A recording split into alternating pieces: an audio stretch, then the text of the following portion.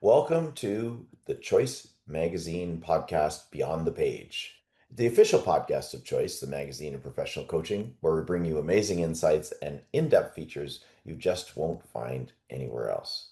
I'm your host, Gary Schleifer, and I'm excited to expand your learning as we dive into this latest article, have a chat with this brilliant author beside me, and uncover the learnings that are transforming the coaching world. When you have a chance, join our vibrant community of coaching professionals as we explore groundbreaking ideas, share expert tips and techniques, and most importantly, make a real difference in our clients' lives. Remember, this is your go-to resource for all things coaching. But for now, let's dive in. In today's podcast, I'm speaking with Coach Kimberly Jackson, and that's with a little C, I noticed, but this is a big C coach, okay? Who's the author of an article in our latest issue, Trust. Why is it intrinsic to coaching? Her article is entitled From the Ground Up, 5 Steps to Building a Coaching Engagement Based on Trust. A little bit about Kimberly. She holds a PhD. She's an MCC with the International Coaching Federation, a pioneer in human development and technology with more than 35 years of impact across coaching, education, and enterprise growth. Now, this is the one I just love to say. She's a founding member of both the International Coaching Federation, ICF, and International Association of Coaching, IAC. She also created Coachpreneur School and the Coaching Sisterhood to mentor the next generation of successful coaches. Coaches, blah. She developed the I-STAR model, stands for Individually Scheduled Tests and Results, which transformed learning through technology. Interesting. Maybe you can tell us more about that. Kimberly leads the Global Leadership Brain Trust, a curated collective of experts guiding large-scale transformation, and through Coach Kimberly International, equips Fortune 500 leaders and teams to build trust, drive innovation, and lead with strategic clarity. Kimberly, thank you so much for joining me today. Um, I just have to ask, so did you ever think ICF would be where it is today when you first were starting it with the founding members? Who was around the table? Yeah, I was gonna say Thomas Leonard and he was the first person I was talking to, but no, I would not have seen it take off the way it's taken off, but I'm so thrilled that it has. Yeah, no kidding. Me too. I've been a part Yeah. of it since 2001, so I'm a little late Yeah. to the game, but that's still 24 and a half years ago. Yeah, I was gonna say, yeah. That's And still an early adopter. yeah, and speaking of Thomas Leonard, I'm a member of the Gay Coaches Alliance, and they have an annual award called the Thomas J. Leonard Humanitarian Award, and I am Yeah. been one of the recipients of that award. So I'm proud to say that. Um, Yeah, well deserved. I yeah. was thrilled they have something in his honor like that. He was so unique and so special and so brilliant. He could see around corners. Oh, in his big purple bus or whatever that was, RV, right? His RV, I've yes. heard of it. I don't know if I've ever seen a picture, but yeah, and kudos to you too for being at the table for all of that. Just a minute, must have been an amazing, looking back, must have been an amazing experience. It was, but I have to say, so I was significantly younger than Thomas when I first met him. And so I was like the young kid on the block, and it was fun to have people be like, so what is she adding and why is she here? But I think I proved my value over time. But that big fun bus in his RV is actually how I got to him. So if you ever want to unpack that, you just ask Yeah, away. we'll save that for another call. The wheels on the bus go round and round. Hmm. Well, again, thank you for writing for Choice. What inspired you to write at this time? So thank you for the opportunity and for accepting the article. I couldn't be more honored. I've been such a fan and early subscriber and devourer of Joyce. When you did a call out, which I pay attention to, and you send great emails out and really ask the coaching community to co-create and bring their voice, and I just love your style and approach. But this particular one, because your theme was on trust, was just like ding, ding, ding for me Mhm. because I believe absolutely in the United States, but definitely abroad as well, that we're in a trust recession, Mm. as really as a human race. And so when I saw your theme was going to be on trust, I thought I may want to add my voice to that. I've always enjoyed being what people will say on the down low, like the best kept secret in coaching is kind of like the joke, and but actually probably somewhat of a reality as well.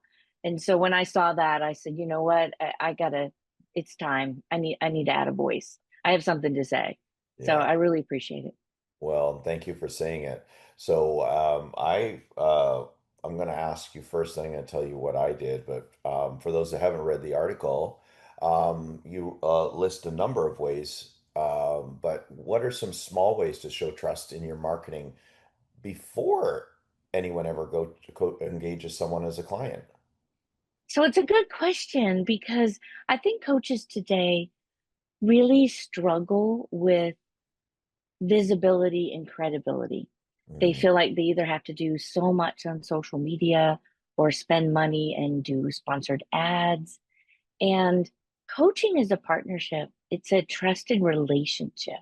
mm, And so to engage a coachee, you really need to begin with trust before the transaction, you know?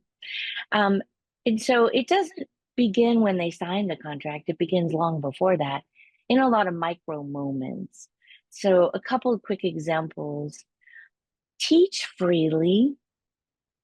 I know a lot of people get a little hesitant about their intellectual property, and well, if I give it away for free, then who's gonna, engage me?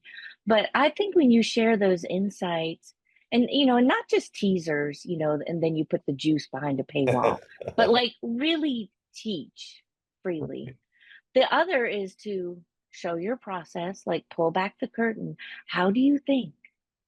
It's not just what you sell because transparency is what builds safety. And that's how you can begin, showing trust in marketing. The last thing, well, two more things real quick. You always want to speak to the person and not the sale. mm. Say that one again. So if you write and share things as if you're having a conversation with a real person and not just your avatar, and not just who's going to sign the check, you're going to be able to have that connection. And you really need that to have a really good partnership in a coaching relationship. And then last but not least, with your marketing, be consistent. Mhm. So decide where your voice should show up. And once you do that, show up consistently. I'll tell a lot of coaches in coachpreneur school, please don't become a one-hit wonder. Don't Mhm. have the one viral, TikTok or whatever it is and think, that's it. I got it. I've arrived. You really have to build those micro moments. So your tone, your timing, your integrity, and your message, it's how you'll build trust in your marketing. Yeah. Well, thank you for that because when I read this, was like, oh my goodness, this is exactly like the nuggets of which one client that comes to mind in particular, consistency in marketing, and they keep questioning, do I go after this latest shiny object, but how do, and I'm like, consistency, consistency, consistency. And Mhm. and the struggle though is like the consistency hasn't generated the results yet. And I keep saying it's like it's there's going to be a tipping Mhm. point. Yeah. And, but I also have to be careful. I don't want to end up being a cheerleader or a false hope person, right? That kind of thing.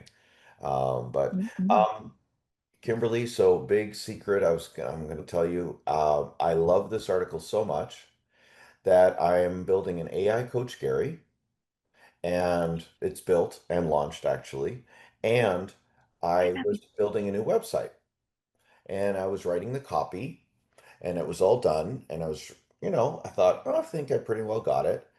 And I saw your article and I thought, and I hope you're okay with this. I took your article and loaded it into ChatGPT along with my script, my copy for the website, and it came up with some very good ideas and changes that needed to be made in order to build a coaching engagement based on trust, as we say in the title. So I thank you. It worked. Mhm. Like it pointed out some things, and I'm like, oh yeah, that's what she means. I get that. I get that. And it just was like, wow, thank you.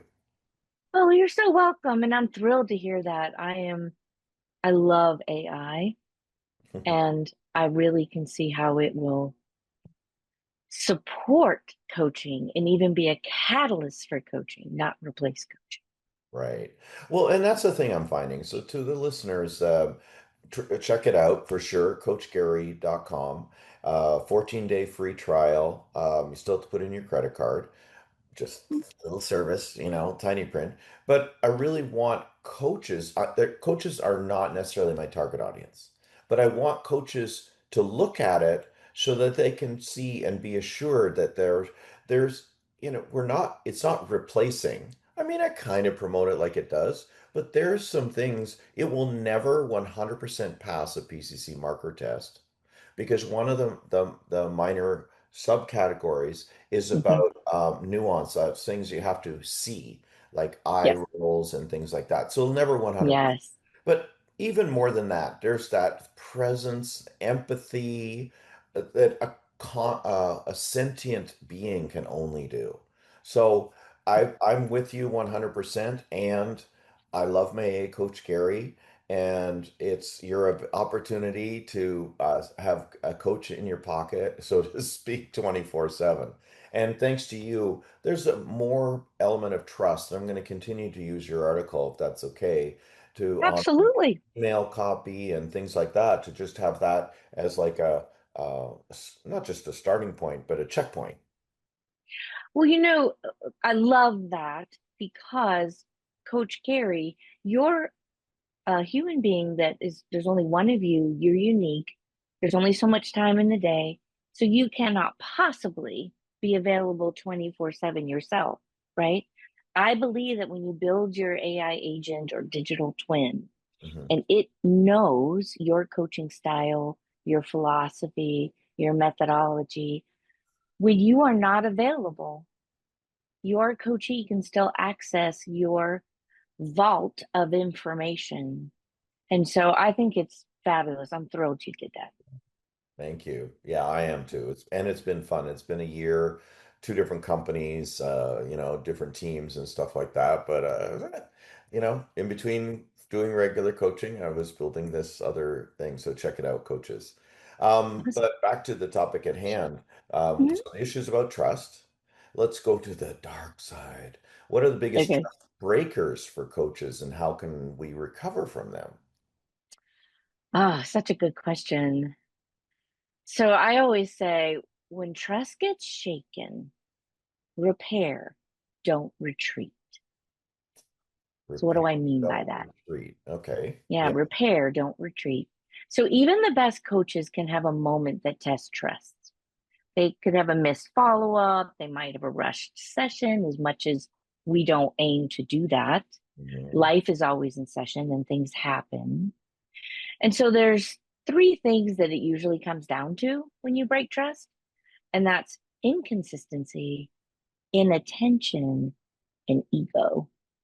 So inconsistency absolutely erodes safety.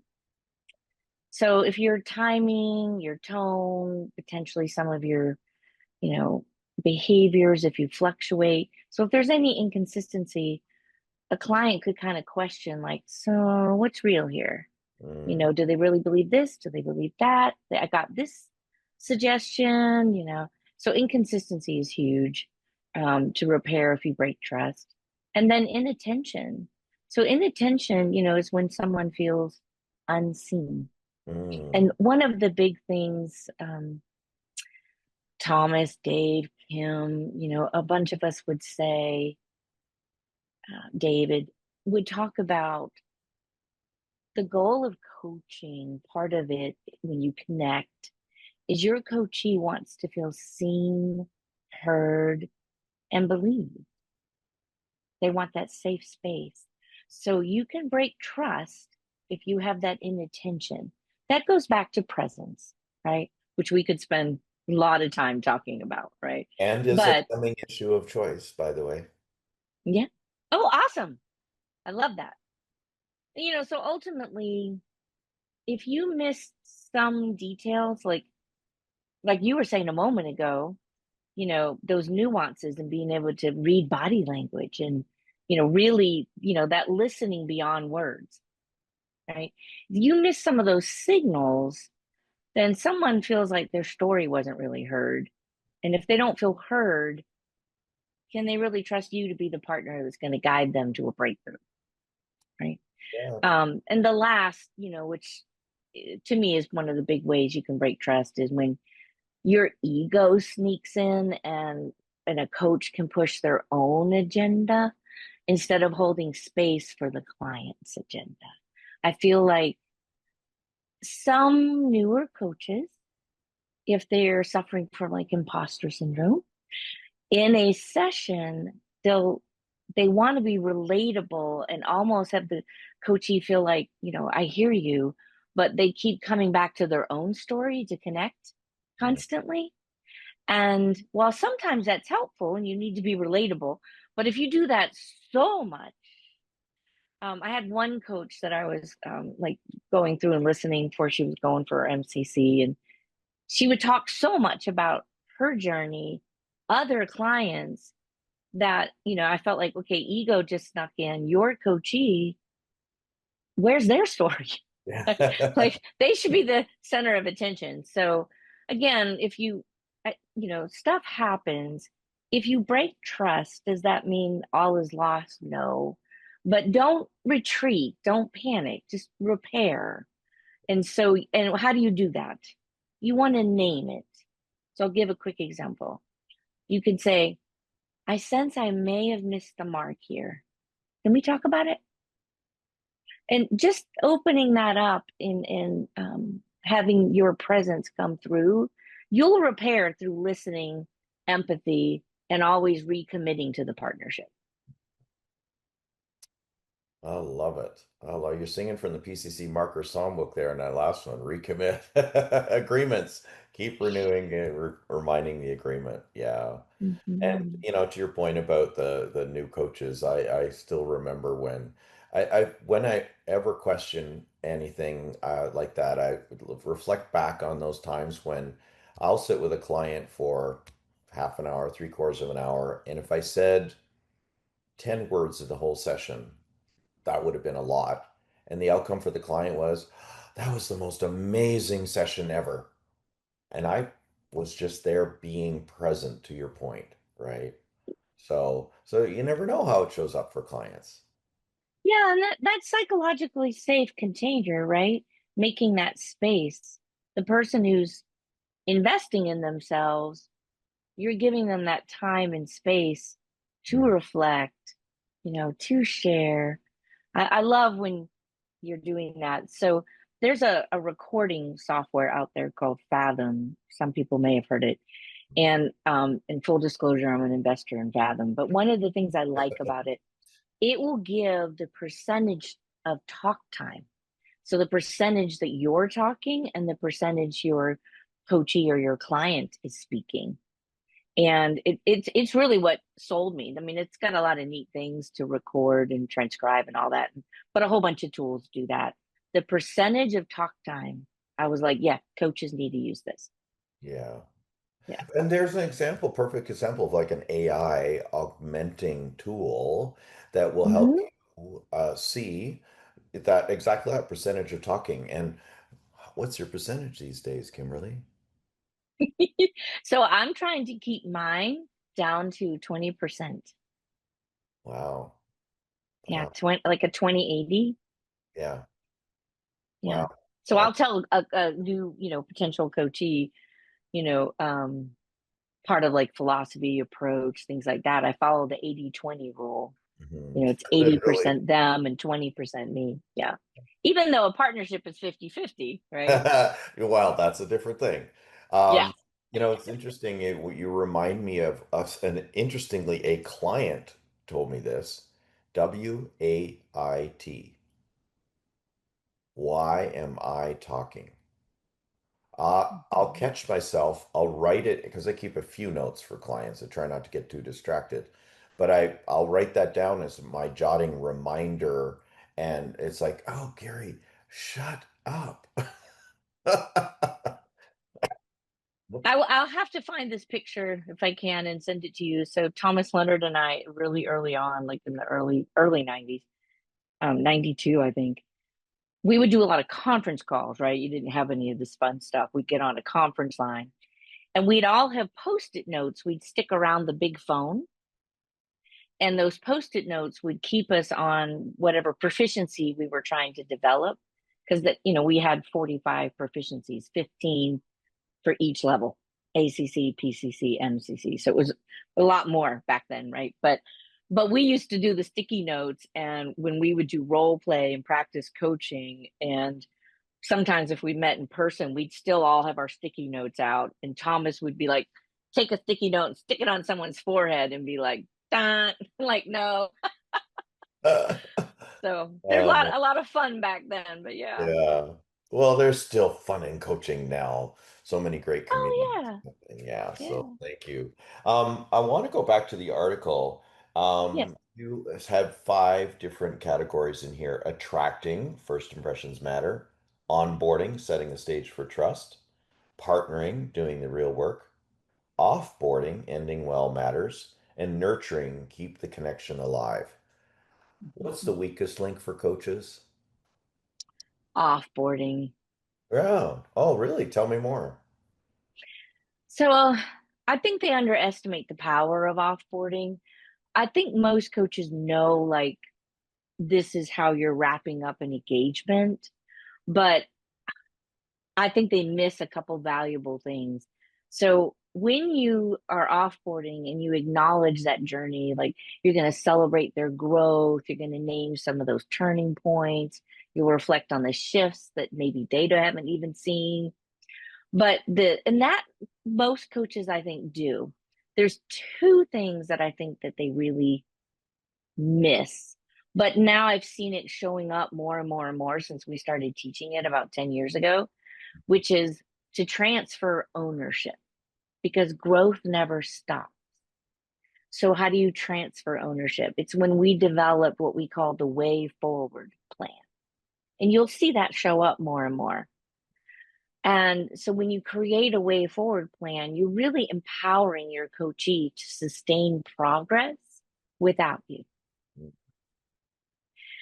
And then to go past that, you still invite a continuation. Like, you keep the door open. Most coaches will get feedback and things like that, but ultimately, the next stage and how they go together after offboarding to nurturing probably are tied for like what is really the weakest, because most coaches kind of, okay, that engagement wrapped up, that's over, that's that. They go back to their marketing. They don't do a full out nurture. So I'll share really quickly. So when we were sitting around talking about what do we name this modality, this human development, I'm a huge Jane Austen fan. And so I think of the Victorian days and the carriage and the coach. And Mm. you used to ring for your coach and they'd meet you where you are. You would tell them where you'd like to be. You'd co-create a plan. You'd get in the carriage with the coach, right? And they would take you to where you want to go. And then they'd be available when you would ring for them again, Mm. right? So there's some Victorian carriages out there and some marketing material from like 30 years ago. But I feel like so many coaches miss the opportunity to continue journeying on a client's growth trajectory. So, like, some people find out, I've had some executives for 20 plus years, and they're like, oh my gosh, that you're creating codependence. You don't do that as a coach. Mhm. And I'm like, no, like, you listen, come in a little closer. When we are looking at the goals, when you're setting up the engagement, when you're offboarding and you're looking at the progress of that, there's always a new skill to develop. There's always a new world to conquer. There's always a new goal. And when a coach has built that level of trust with their coachee, they're going to trust you with their next. Where am I going next? Yeah. Right. So I think that the weakest link most of the time is the offboarding because to me, endings are always new beginnings. I like that. There used to be a store in Canada that said the end of one sale is the beginning of the next. The end of one relationship is the opportunity to co-create a new one, or an agreement, Absolutely. or a direction, or a learning. Yeah, I totally agree. Hmm. I would say I'm probably weaker in that area, and I I do ask the client, so what support do you have beyond this? Does your Hmm. company have a mentor program? That sort of thing. And sometimes they have something and sometimes they don't, but at least it puts a bug in their ear and they can think about that going forward. I know it's in the article, but one of the things we recommend in offboarding, that also then goes to nurturing. So it's probably really more nurturing is create a community. Mm, Now that's a little misleading because communities used for lots of different things, but we have found that a coachee, when they're offboarded, will say they're inactive in the coaching world a lot of times, like that's an inactive client. But if you truly transfer the ownership, what we like to see and what we like to promote is you just had a wonderful experience, at least that's what we hope, and transformation yeah, one on one. So if you build a community for your coachees that are offboarding, you move them from one on one to peer or group coaching. right. Yeah. Because to me, everyone needs a coach and everyone can learn the coaching skill set. Like our number one program that we sell that we've had for 30 years is Leader as Coach. Mm, And lots of coaches license that from us, use that, etc. But so when you offboard and you're nurturing, and it can be a revenue stream if you charge a small fee, have all of your one-on-ones go into a community, give them a structure and a framework, but they can be self-directed. And now it's a peer coaching community and not a networking group, although benefits from building relationships yeah. naturally can occur, right? But I think that's a really, really, really good strategy that then we can go to them. And if they've been experiencing peer coaching and they're like, I really want to go deeper, I need to unpack that one on one, then they know now they know, do they come back to the live coach or is there something in your digital twin or your AI coach, Uh, right? well, So, to be honest, it's a little bit the other way around for my plan. My plan is to have people ah, engaged at t- so here's the thing, Kimberly. I'm coaching on a couple of platforms in the world, okay. and 99% of those people have never had a coach.